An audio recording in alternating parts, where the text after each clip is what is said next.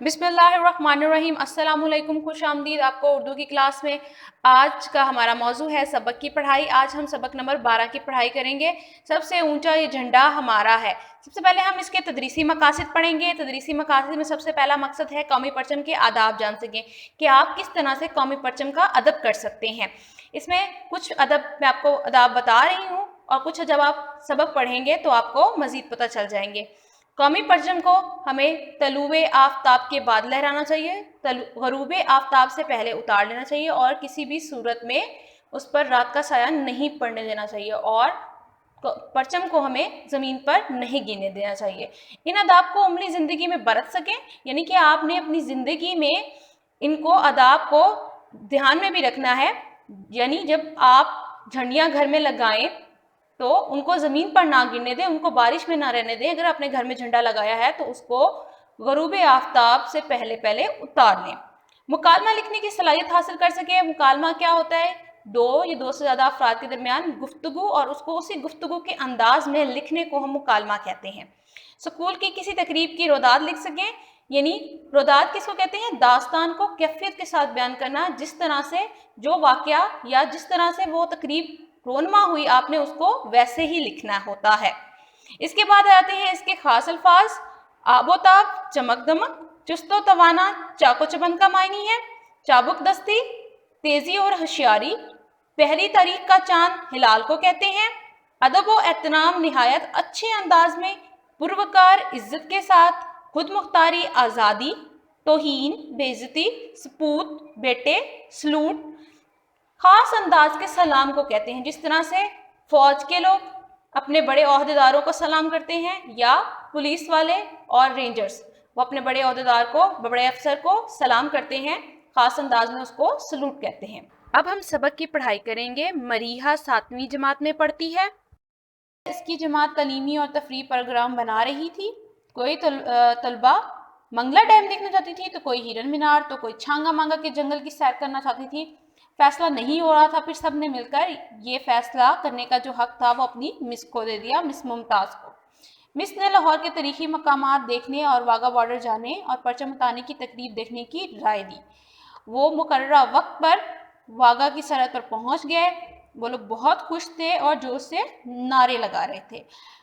उसके बाद गरूबे आफ्ताब के वक्त सूरज गरूब होते ही परचम उतारने का मरहला आन पहुंचा।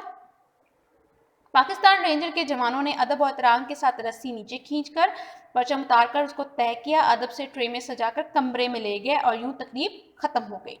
वापसी पर मिस और तलबात ने कौमी परचम के मुतालिक बातचीत की। राबिया ने कहा, मैडम परचम के मुतालिक पूछा तो मैडम ने बताया, परचम कपड़े का एक टुकड़ा नहीं होता है, बल्कि परचम से किसी भी मुल्क की शान और शनाख्त होती है। हमारा परचम हमारी आज़ादी और खुद मुख्तारी का निशान होता है। फिर फातिमा ने परचम पर बने हुए चांद और सितारे के मुतालिक सवाल किया, तो मैडम ने बताया कि हमारा परचम दो रंगों पर मुश्तमिल है, सब्ज और सफ़ेद। सब्ज हम मुसलमानों की नुमाइंदगी करता है और सफ़ेद हमारे मुल्क में रहने वाली अक़लियतों यानी कम तादाद में जो गैर मुस्लिम आबाद हैं उनकी नुमाइंदगी करता है।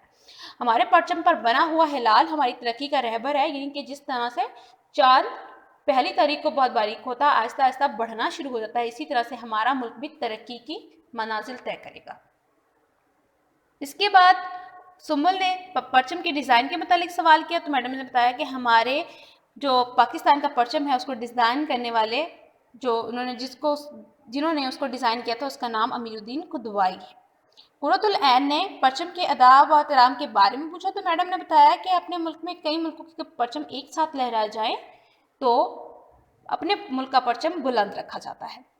इसके बाद उन्होंने मज़ीद बताया कि किसी इदारे की इमारत पर कौमी परचम लहराया जाए तो परचम लाजमन हम ऊंचा रखते हैं और परचम के एहतराम के लिए ज़रूरी होता है कि हम उसे पाँव में और गंदी ज़मीन पर ना गिरने दें। परचम को गरूबी आफ्ताब से पहले उतार लेना चाहिए। पाकिस्तान में एक इमारत ऐसी है जिस पर रात को भी परचम लहराया जाता है, वो है पार्लियामेंट हाउस की इमारत, और उस पर मसनूई रोशनी से परचम को रोशन भी रखा जाता है।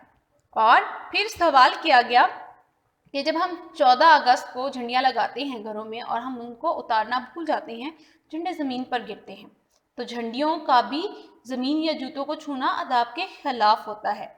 لیکن ہم اس بات کا خیال ہی نہیں رکھتے ہیں۔ تو پھر میڈم نے مزید بتایا کہ ہمارا فرض ہے کہ ہم کپڑے سے بنے نہیں بلکہ کاغذ کی بنی ہوئی جھنڈیوں کا بھی احترام کریں۔ قومی پرچم کو جلانا بھی اس کی توہین ہوتا ہے، اور جب قومی پرچم کو لہرایا جاتا ہے تو جو باوردی لوگ ہوتے ہیں، یعنی وردی والے جیسے کہ پولیس اور رینجرز، فوجی، وہ اس کو سلوٹ کرتے ہیں اور باقی عوام ہوشیار ہو کر کھڑی ہو جاتی ہے آداب کے انداز میں۔ اور سب نے پرچم کے آداب بتانے پر مس کا شکریہ ادا کیا۔ مجھے امید ہے کہ آپ کو یہ سبق سمجھ میں آیا ہوگا۔ اس کے کچھ مشکل الفاظ کے معنی آخر میں آپ کو دیے گئے ہیں تاکہ جب آپ سبق کی پڑھائی کریں گے تو آپ کو سبق پڑھنے میں آسانی ہوگی۔ اپنا خیال رکھیں۔ اللہ حافظ۔